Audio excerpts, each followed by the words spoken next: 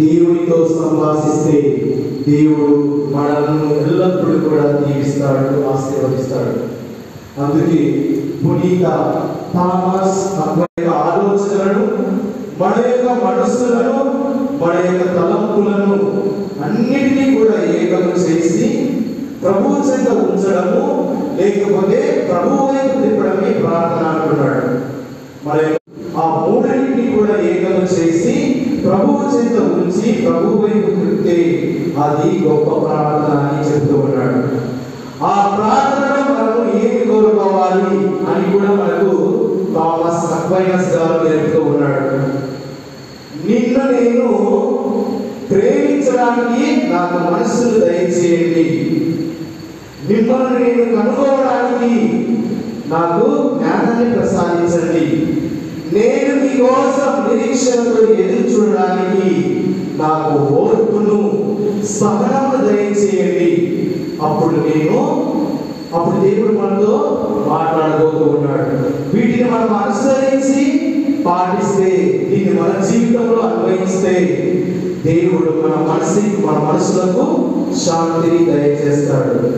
కానీ ప్రియ సహోదరి సహోదరులారా, ప్రార్థన అంటే కేవలము మన యొక్క వ్యక్తిగత అవసరాల కోసము దేవుని సన్నిధికి వచ్చి కన్నీటితో ప్రార్థన చేయడమే కాదు. మన యొక్క మనస్సును, మన యొక్క ఆలోచనలను, మన యొక్క కోరికలన్నిటిని కూడా అదుపులో పెట్టుకొని మన శరీరాన్ని శాంతంగా ఉంచుకోవడము, అది ప్రార్థన అంటున్నాడు. దానితో పాటు నువ్వు అనుకున్నటువంటి కోరికలు, నువ్వు తలంచినటువంటి తలంపులన్నీ కూడా నెరవేరుతాయి. ఎప్పుడైతే మన హృదయము మన యొక్క తలంపులతో, మంచి తలంపులతో, మంచి మనసుతో ప్రశాంతంగా ఉంటే దేవుడు మనను ఆశీర్వదిస్తాడు.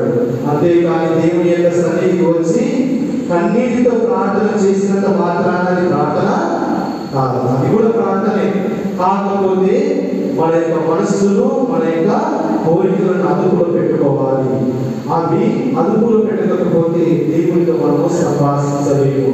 ప్రార్థన అంటే దేవునితో మాట్లాడడం. ఎప్పుడు మాట్లాడతాం?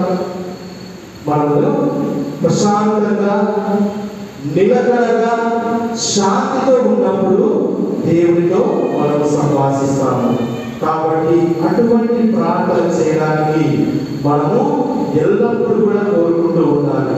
మన యొక్క అవసర నిమిత్తాలు రెండవసారిగా కోరుకోవాలి. కానీ మనకు ప్రశాంతతను దయచేయమని మన ఆలోచన